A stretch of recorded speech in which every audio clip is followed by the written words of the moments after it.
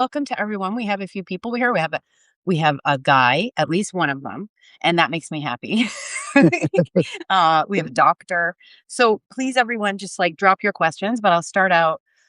Simon and I just started. He reached out. I think he's the loveliest person, and one of this new crop of gentlemen who have started writing about perimenopause and menopause and what their experiences are like in their own relationships. And I feel like some women don't like this. I feel like, and I'm going to ask you about that later, but I've been watching this space since 2017. I actively have been doing Hotflash since 2020, and it's been crickets for men. Really, there's been absolutely nothing. And then this wave is beautiful to see, and it's so different from the way men have been talking about it. So I'm trying to talk to more men. I think it's vital. I don't think we should leave them out of the conversation. I think should be quiet. And so I've already spoken to Simon behind the scenes, and that's why I wanted to do a live with him and just delve into all of this. So first of all, I'm just going to ask you to tell everyone like who you are, what your background is, and how this got started. Sure. So I'm Simon Saw and I write at The Quiet Transition. Um, I got started. This is this goes back a little bit, about 8 years ago when my wife went into perimenopause, and we went through hell for the first 4 years, mostly because she was being dismissed by doctors. She was told it was everything except perimenopause. Yeast infections, UTIs, lack of sleep, wrong diet, lack of exercise, all the things. Oh, Um, Everything except perimenopause. And so I think, like a lot of men, I personalized, I internalized because I was hearing things like, well, your labs are normal. So if it's not her and the relationship is changing, there's only two people in the relationship, it must be me.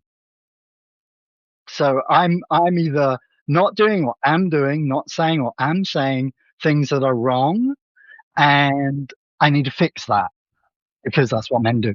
We right. fix, we provide solutions. That's our wheelhouse. So that went on for 4 years until the fifth year. She actually found an OB that actually said, "Oh yeah, this is perimenopause. Let's actually look at what your symptoms are. Let's see what else is going on, and let's see what possible treatments there are that might be available to you." Well, that was great. Now we had language. Still wasn't seeing how that affected me, because the relationship had changed so much. And so there was at least another year and a half, another 18 months before I was able to go, okay, now I start to see that this isn't happening to her or me. This is happening to both of us. We're just coming at it from different perspectives. And if we come at it from the same perspective, we stop keeping score. Uh, because, men especially, and I'm not trying to speak for all men, but men especially do keep score. I did this for you, you do this for me. It's transaction. Yeah. I don't think it's intended, but that's just the way, men's brains work. And um, so then I started to dig in. I'm a voracious reader, and I started to read anything and everything I could about perimenopause and the menopause transition. I started to ask better questions because I had better information. And then about this time last year, I told my wife I was going to write a book.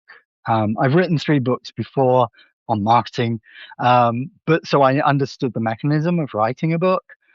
So because I didn't want other men to go through what I've been through and other couples to go through what we've been through, and then January of this year, I discovered Substack, started writing there, really to test ideas, and to see how it would be received. And so far, so good. Um, I would say about 90% of my subscribers are women, and I do hear from them saying that they then pass this information on to the male partners in their life. I have so many questions for you, but that is an interesting thing. I've never been married, had lots of relationships, but I do think this is one of those things where people say, this is just from the outside, it shouldn't have to be this way. Like he should go do it. But also, it kind of is this way. And then there's things in that he does that maybe you shouldn't do the way you do. You know what I mean? Like it's like however it happens, it happens. And Hmm. I wished for 5 or 6 years that more men would get involved in the conversation. But then when I'm out in public, I can see out in my own social sphere and everyone knows what I do. So I can see the discomfort that men still have talking about this. I saw it just a couple of weekends ago at a cottage. Like the woman at the head of the table who was hosting a dinner said, Anne Marie, tell everyone what you do. Like it's amazing. And then I just started talking about it. And it was this complete discomfort around these men who are 50, 60 years old. Hmm. So we have a ways to go, right? Like I just want to Yeah. say that first. Like what's your kind of not advice, but what would you say to women who feel like I shouldn't have to do this? I think they're right. Yeah. Um, I mean, that's my big message to men is that your partner is going through enough changes. And one of the biggest changes is this unmasking that happens, that women are no longer prepared to take on more emotional load than they already have, and that they have been carrying for maybe 20, 30 years in a relationship. Um, and so it is incumbent on men to get educated. It isn't incumbent on the women to be their educators. There are enough going on. Now, that said, I think women can point them in the right direction towards resources. I think that, women, as they're starting to find resources, can send things to men and say, hey, maybe read this one or two articles, and that gives you a jumping off point to go and read more.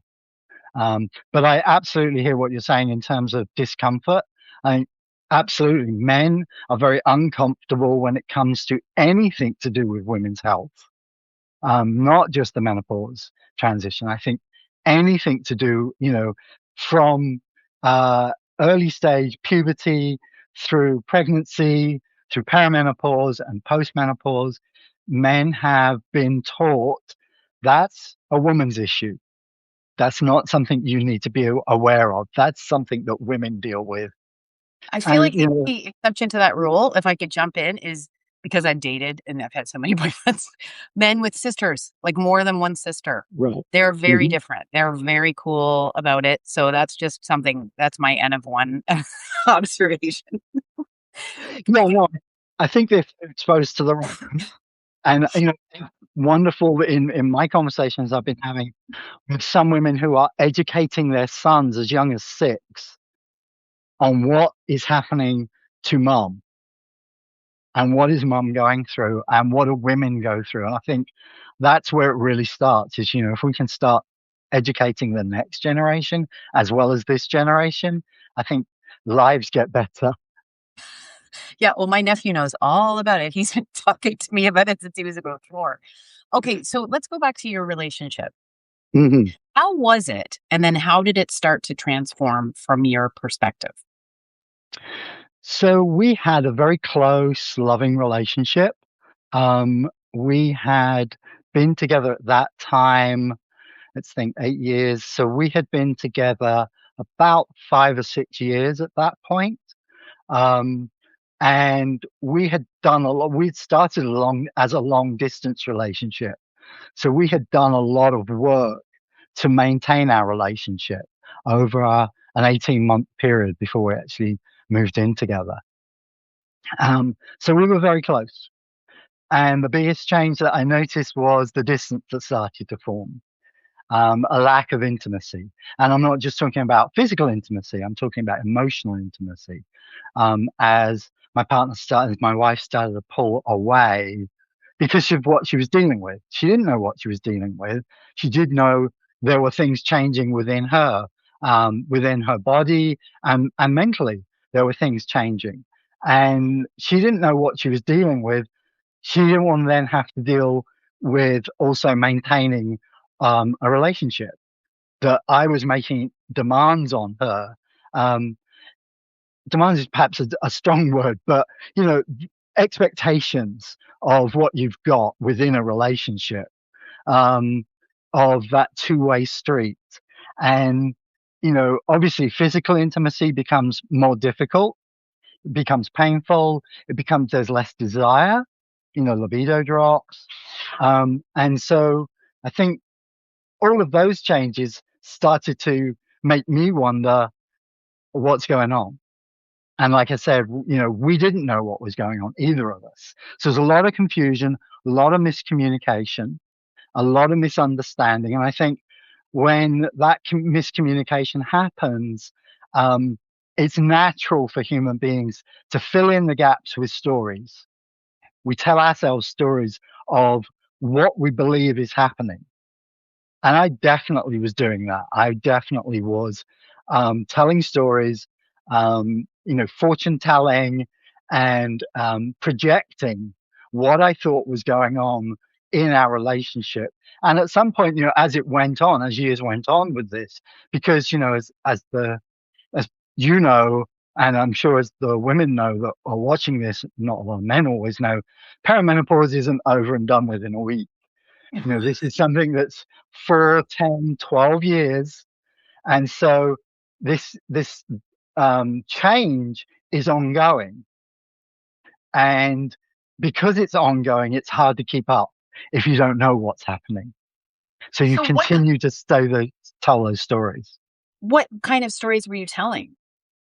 I was no longer attractive, that she no longer wanted to be in a relationship with me, Right, that our relationship was doomed, that it right. had run its course. Okay. Um, Maybe this was a point where relationships get to at this stage. You get to this comfort stage, and maybe you just devolve into roommates. Yeah. Now, Simon, I want to hear more of your stories because those are fascinating to me. I just love getting inside the male brain when, but society really reinforces those stories too, right? Like you sound to me like you had a special kind of relationship, but I feel like society reinforces this. It's work. Um, you shouldn't expect to have an amazing sex life throughout your life. Like I feel like there's a lot, and television and culture like around us. Do you feel like what you felt was maybe reinforced out there? Oh, absolutely. I definitely think that we are taught that relationships evolve, which they do, Mhm. but in some ways we're taught that they devolve and they become more basic and transactional, in that, conversation, especially when things like children and aging parents enter the picture. We talk about that sandwich generation. There's this perception that there's less time for each other. Yeah. And in reality, there is, unless you make that time. Okay, that's amazing. So what I think might be happening as an outside observer, I always think I want to write a memoir called Everything I've Learned About Marriage by Staying Single. They're great. But you have the kids come along and the kids are all the work and everything. And if things start to devolve then you have perimenopause and menopause coming along. And then you have things start to devolve further if you don't have two people who ever sort of sought that connection that is possible to either capture or recapture. And then you have a lot of people just settling into or divorcing. Like, I don't know, that seems when I look around my social circle, that's what I see. I see a couple of great relationships that have figured it out. I see a whole bunch of people who seem like maybe they don't like each other that much, or they're just sort of like coexisting. And then people get divorced and leave and try to, I don't know. What's your take on that being in this space? Yeah, so I think that it's really important to note that perimenopause doesn't usually cause cracks in a relationship, it reveals them. Oh, And if those cracks already exist and they haven't been talked about over years, and that's pretty common, let's face it. Um, we settle into these roles. So the female partner takes on the operations department for home life. yeah. They become the COO, and the husband maybe comes in and does finances. Not always, but maybe that's the role they're taking on, or maybe they take on some of the physical labor, like taking the trash out, something like that. But they're not usually taking on the emotional load.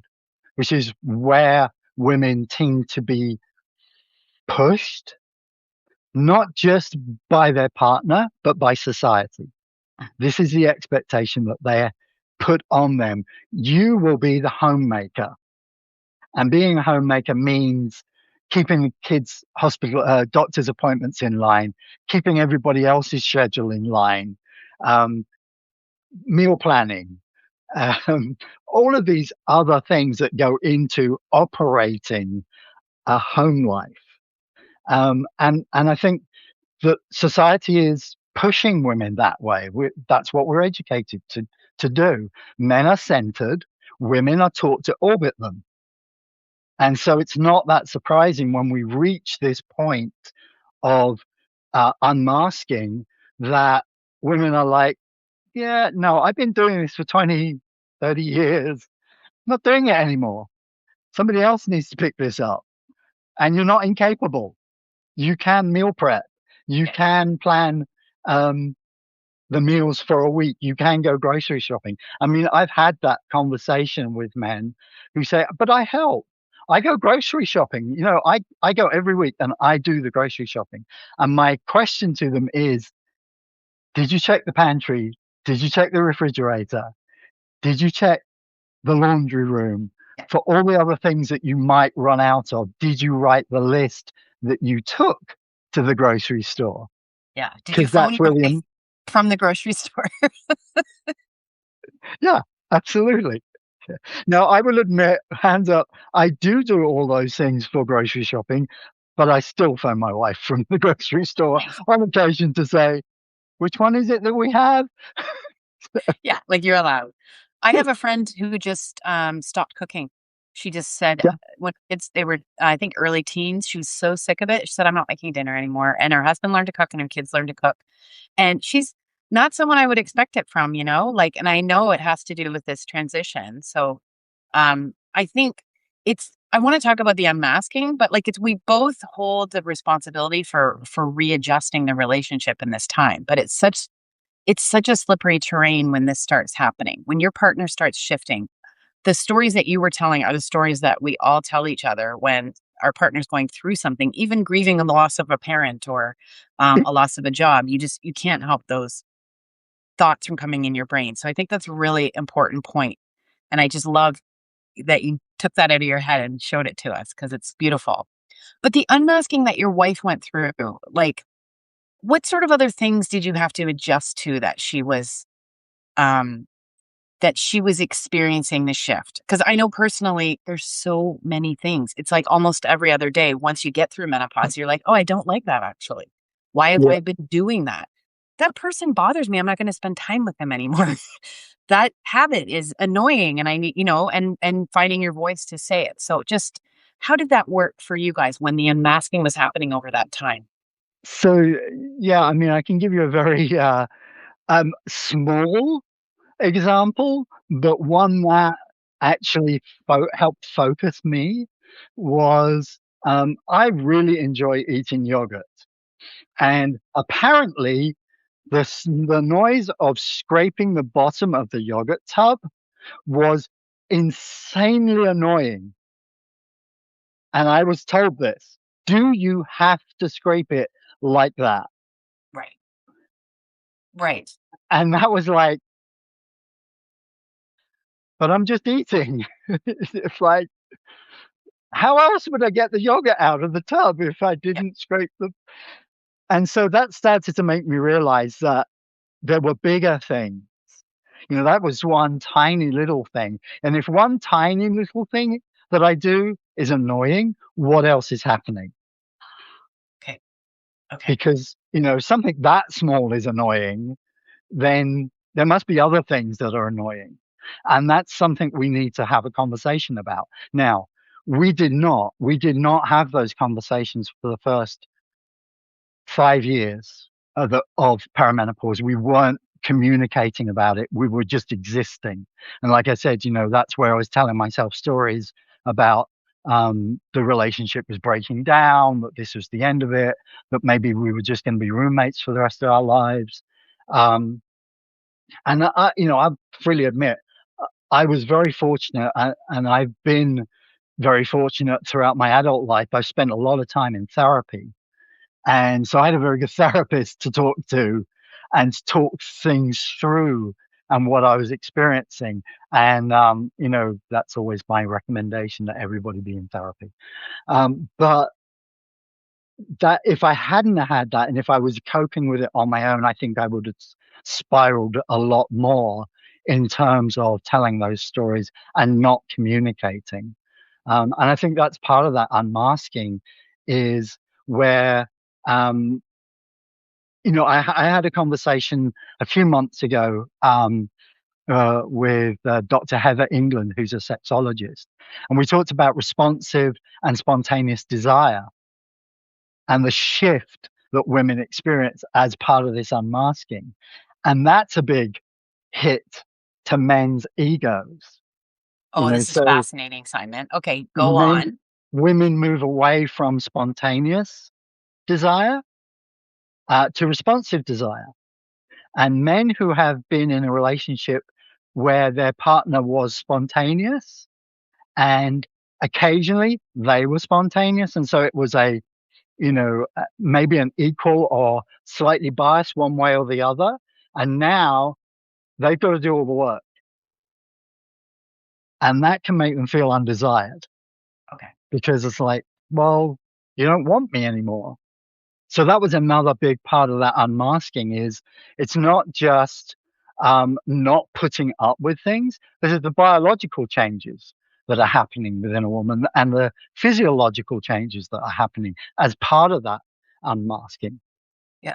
I think for women, actually, I think it's both for men and women. Sometimes you can be in a relationship and love the sex you're having, and some people are in a relationship and they're having the sex they're having, but they don't necessarily even know if they love it. And I know as a woman, when that estrogen falls away, you start examining everything, right? So the way men approach women for sex in a relationship, or like the way your partner may have approached you for sex, which was fine all the way up until a certain point, may Right. become almost repulsive. And I think that that's so I don't know how I'm like also I want to talk to you just about the ego, which is the stories that you tell, right? Like that's the sort of the same thing.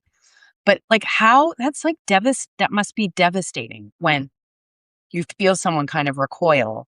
Like how are men supposed to handle that with what they've got going on in their head? Maybe they don't have a therapist. Yeah. I mean, I think you're absolutely right. I mean, that it's a huge hit. I think, and I wrote about this for the Good Men Project. I wrote a piece called Love Redefined.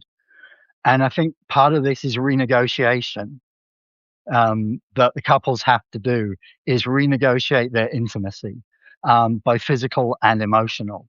And exactly what you said is things that worked before no longer work. And you can't leave it there. There has to be that communication. I mean, we all know this for any successful relationship, not just perimenopause or menopausal relationships, but any successful relationship relies on strong communication. Um, and I think, but especially so at this period in time, you have to have those conversations. Even if you don't necessarily know what's going on, even if there hasn't been a diagnosis of perimenopause, I've encountered couples where the partner, the female partner, has absolutely rejected the idea that they are in perimenopause and therefore not gone to get medical help. Yeah. Well, the first symptom of perimenopause, I often say this, is denial. Yeah. Uh, it was mine, and because I always say no one told me about it, but maybe they did. And then I now have friends 10 years younger who are hormone testing themselves to the ends of the earth, and it's not perimenopause, but so yeah, so that's another layer, right, of things that you have Yeah. to get through because if it's perimenopause, then it means you'll go through menopause, and then it means you'll be old and gross. I don't think it's old and gross anymore, but when I was that age, that's what was in my mind, right? Those are the stories that were in my mind. But Yeah. how do you find the courage, Simon? Like, how do you find the courage when you feel like the bedrock of your relationship is shifting? I think you have to ask that question, and I did in my relationship, is how much do I want this? You can take the easy route out, which is, we talked about separation and divorce, which is not, I say that's the easy, it's not easy, but It's hard. it's the alternative route. Or you can decide that you want to do the work. And I think it is an either or, because the alternative is it just degrades and you become strangers. Yeah, Like, that's the third path. yeah, You can do the work, you can become strangers, or you can become distant and you can separate and divorce. And I think, I don't think it's that surprising that, unless there is no yet direct causation, I think there's some reasonable correlation that 60% of divorces in that perimenopause or menopausal age group are instigated by women now. mhm, And I think that's part of that unmasking. And I think a lot of times that comes as a shock to men yeah. because they haven't been involved in those conversations. There haven't been those conversations having. No, So I think, yeah, it is courage. You do have to say to yourself, do I want this? And if the answer is yes, then ultimately you've got to have that, you've got to rip the Band-Aid off. Now, research shows that men are very, very bad at instigating these conversations. They want them, but they're very bad at starting them, usually because of fear. okay. Fear of saying the wrong thing at the wrong time. And some of that fear has come out of mood swings, unpredictability, and not knowing who the person is that they got up with that morning, because the woman herself doesn't know who she is when she wakes up that morning. And maybe she's been awake since 3 a.m. and she's not going to be in the best place to have that conversation. Um, so it unfortunately does come back to women being willing to start the conversations. Now, I I use a framework called sit, listen, believe, which is sit down, away from everything else, away from children, parents, meal times, chores, everything else, and make it time bound. Let's sit down for 5 minutes. Let's sit down for 10 minutes. Anybody can do something for 5 or 10 minutes. You can suffer through something for 5 or 10 minutes. That's less than you spend in the dentist chair. And then listen. And I think this goes both ways. Actively listen to what the other person is saying. Don't just wait for your turn to talk. And then the last part, and I think this is especially appropriate for men, is believe. The best education a man can get is from the woman in front of him. Believe her lived experience. That's the education. You can read as much as you like. You can watch as many TikToks as you like. You can pick up as many pamphlets at the doctor's office as you like. Ultimately, that doesn't matter unless you understand how that impacts your partner. So, for example, we all come back to things like hot flashes because that's even though that isn't the number one symptom, that's the one everybody talks about. Um, you might understand what a hot flash is. You might even understand the biology behind it. But if you don't understand what a hot flash means to your partner, then you don't really understand hot flash. And that's the same with perimenopause. If you don't understand, you might have read up on other symptoms, depending on who you read, there's between 30 and 100 different symptoms. You might have read up on those. If you don't understand how those impact your partner, you don't understand it. Yeah. And if you can't receive that Right. she doesn't like anything anymore that she used to like, or she was crying in the car and then she was crying at like I guess really the crux is if your partner is willing to hear you and believe you, then you can move forward. But the cracks are revealed, as you said, at this time. So if you don't have a partner who's willing to do any of this stuff, that's the really hard thing. And I do hear from women all the time. Yeah. And you see women talking all the time where it's like he doesn't care. And then I guess that's the point where you have to make a decision if your relationship's going to move forward or not. Um, and that's the heartbreaking part. So that's kind of where people either decide like I'm going to stay or go. This is worth it.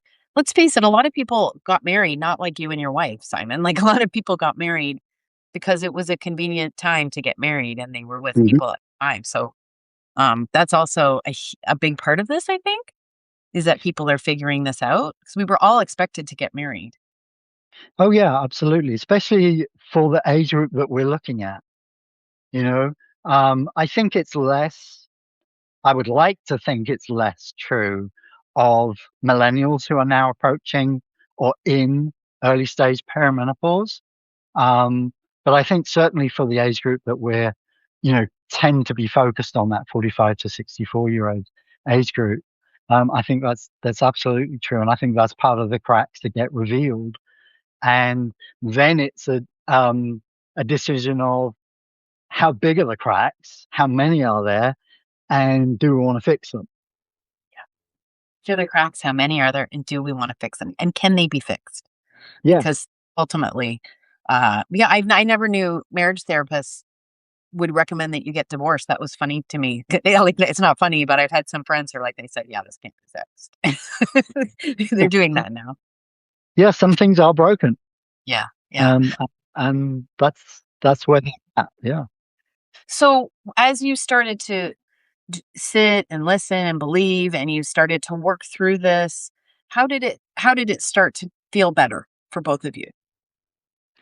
So I think the first thing was, and my wife has actually said this to me, so which was great because it was very supportive of her to say this. But once I started to dig in, once I started to do the research and to listen to her and ask those appropriate questions, one of the things that she said to me was, "I finally feel seen." Okay. And I think that was a big turning point for her, was she did feel believed. She felt seen. She felt that I actually now understood what was happening. And more importantly, even if I didn't necessarily understand it all, I actually believed what was happening to her, that it was real. And especially the fact that she'd been dismissed by the medical world and by clinicians for so long, for 4-year period, being told that they didn't believe her, to have her partner not believe her as well, that's a double whammy. That's, well, who does believe me then? Yeah. Yeah. So I think that was the big turning point for us, was the point where she got to where she got an OB that believed her and was listening and made her feel seen. And then I was able to come alongside and do the same thing. And I think that's key, is getting your partner to that point where they do feel seen by you, that you actually have been able to communicate that you believe what's happening to them. And that's not easy. I mean, sometimes I make it sound like, oh yeah, we have this ideal relationship and nothing ever goes wrong. No, I mean, my wife still has mood swings. My wife still experiences hot flashes. She still experiences what we call the meat ick, Oh, where okay. where there's just the thought, the sight, the sound of meat is repulsive, 100% repulsive. So, so me suggesting that we have rotisserie chicken for dinner, not a good idea. So, adapting menus at the last minute, or being told that no, that's not what we're eating. I know that's what we were talking about eating, but today I have the meat ick. That's not happening. Okay. And I think that's a big thing for families, that age-old question, "What's for dinner?" Well, that answer is gonna be very, very different from now on. Yeah. And Wow. you talked about your friend saying that, "I'm not cooking anymore." If you wanna eat a certain thing, that's great, you cook it, but I'm not cooking it because it's repulsive to me. I think opening up your idea that the way things have been could change, opening up your mind to the possibility that things can change. And Yeah. that the way, even running the household, a lot of women can't imagine if they release some of that control. Because let's face it, when we're running everything, we have control of everything when everything's up here. And it's easy to become resentful, but also not want to relinquish the control. So that's really, I think, important just from the outside. And when I've seen my friends do it, how their life changes. And the feeling of being heard and believed, I mean, that's all any of us ever want. And if we haven't had it, and many of us haven't had it or have longed for it in certain ways, and this cloak of estrogen that we wear has made that okay. Like you've explained it away.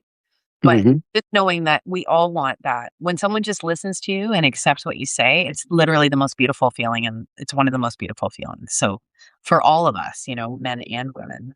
Yeah, and Yeah, that's it's hard though. a good point there. And I've raised this point with people before, with women before, is if you want them to step up, you have to practice stepping back. Wow, Simon, you must be a And market something. but you do. I mean, as women, as you just said, you're in control of this. You've been in control of this for decades. If you want the support, if you want them to step up, you've got to step back and allow men to make mistakes because they will. They're not going to do it the way you do it. They're going to do it the way that makes sense to them. And that's certainly been a discussion in my household. Is the way I do things is not the way my wife does them. And occasionally we still butt heads over who's right. And at the end of the day, doesn't matter as long as the job gets done. Um, as long as the outcome is right, it doesn't really matter who's right. So there's some give and take there. And I think that's a normal part of relationships. But yeah, she's had to learn to step back and allow me to step in and do things and offer to take things on. Okay. And of the men you speak to, what sort of other sort of unusual or things maybe you don't hear spoken about that they talk about? Have you heard any? We hear the main things, but is there anything that you think needs to be talked about more? Yeah, so I think, we touched on this a little bit when we were talking about aging, and I actually had a conversation with a woman whose partner, it took them about 3 to 4 weeks to accept their partner was in perimenopause. So they were very fortunate. They had a good doctor, even though they were only in their early 40s. They had a very good doctor who said, yes, it's perimenopause, not the usual, you're too young. The husband refused to accept it. And the refusal was really based on the fact, well, at 41, if you're aging, then, and I'm that a little bit older than you, then I'm aging. And what does that mean for me? And I think the thing that we don't recognize always is the loss of identity for men at this stage in life. They're getting older, expectations of them change, at home and more importantly in the workplace. There's a big shift. Maybe there's new people coming in with new, fresh ideas, and they can feel sidelined. Um, and then there's that expectation of, am I where I ought to be at this stage in my life? Is this where I thought I would be in this stage of life? Yeah. And sometimes they can't answer yes to that. Sometimes the answer is no. And that's a big identity shift. And then on top of that, they have this relationship change, which is also affecting their identity. So I think that's one of the biggest things that's come out of my conversations with men is um, this identity shift and getting them away from personalization. Um, Conversation I had just the other day, this week, where even though they were a strong couple, um, he was still at the stage of, why is this happening to me? Right. And we have to get men past that. We have to get men past that. Why is it happening to me? Because it is happening to them, but it's not happening to them in isolation. Menopause doesn't happen in isolation, either to the woman or to the man. It Yeah. happens to everybody. Yeah, and I guess there's a lot of talk about if this was happening to men, it would be better and we would have more solutions. There would be hormone therapy shortages. There's no Viagra shortages. It's all very complicated. And yes, men have been centered, but yes, they are also going through a midlife reckoning. So just all those things can be true at the same time, I think.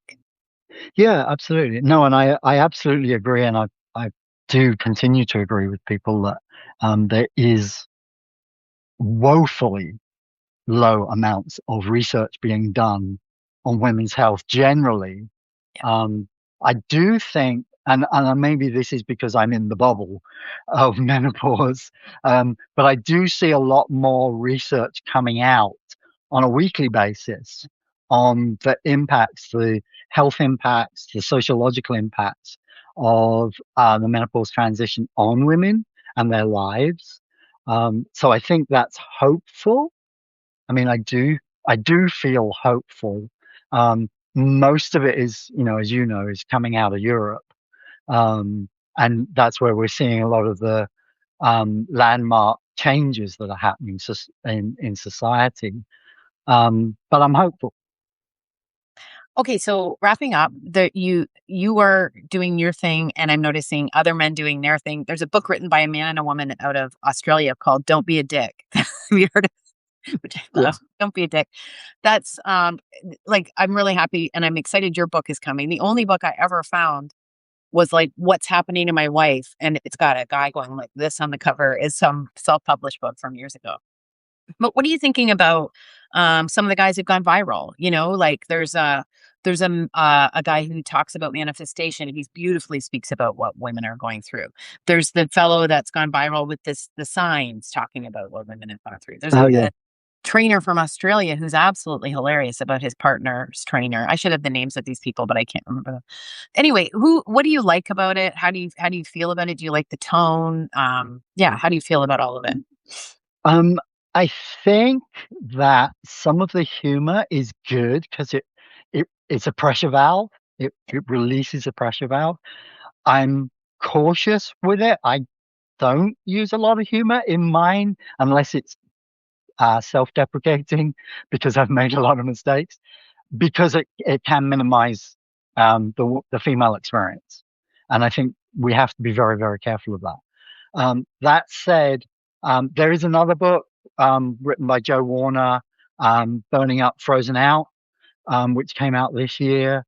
There are other books that are coming out, and I'm encouraged by that more men want to be part of the conversation. Not just they want to be part of the conversation, but they want other men to be part of the conversation.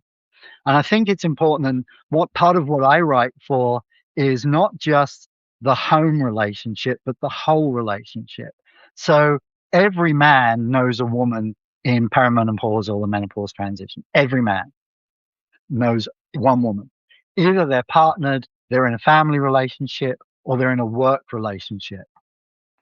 And even if they're in a work relationship, if they've got people that they're managing, they've probably got this going on at home and they're not making the connection between what's going on at home and what's happening in the workplace. And so that's another aspect where I think the more we educate men, the more we invite them into conversations, we impact all aspects of women's lives, not just their home life. I'm tearing up, Simon, because I'm thinking it's not it's not just your wife. It could be your daughter if you're older, your sister, your employee, your colleague, your friend. And so that, it's all the people in your sphere. Yeah. Yeah, absolutely. Yeah, I mean, there is no man that doesn't know whether he's aware of it, but there is no man that doesn't know a woman going through the menopause transition. So widen Absolutely. your gaze. I love that. Everything Yeah, you will help you in every relationship that you have. yeah, Yeah. absolutely. Thank you, Simon. Is there anything else you'd like to say to wrap up? Um, Anything I asked you? yeah, I mean, the main thing is keep listening. I mean, have those conversations continuously and keep listening. Oh, that's I just feel so good talking to you. I'm so glad you're here. And thank you to everyone for joining us. I'll be sending this out with notes and things later. So, and I think you probably will too. So anyway, we'll keep talking. We'll keep talking about this. Thank you. Thanks everyone. Have a great day. Bye. Bye.